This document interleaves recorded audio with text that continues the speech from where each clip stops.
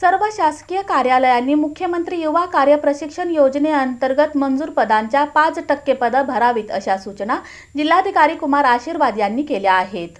राज्य शासनाच्या कौशल्य रोजगार उद्योजकता आणि नाविन्यता विभाग आणि मुख्यमंत्री जनकल्याण कक्ष यांच्यामार्फत संयुक्तपणे मुख्यमंत्री युवा कार्य प्रशिक्षण योजना राबवली जात आहे।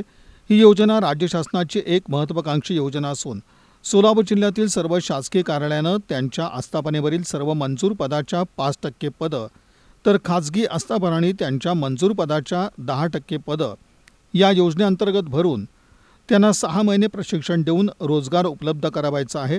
तरी 15 ऑगस्टपूर्वी सर्व आस्थापनांनी ही पदं भरण्याची कार्यवाही पूर्ण करावी असं आवाहन जिल्हाधिकारी कुमार आशीर्वाद यांनी केलं। नियोजन समितीच्या सभागृहात आयोजित मुख्यमंत्री युवा कार्य प्रशिक्षण योजना अंतर्गत शासकीय विभाग प्रमुख आणि खासगी उद्योजक यांच्या आढावा बैठकीत जिल्हाधिकारी आशीर्वाद बोलत होते।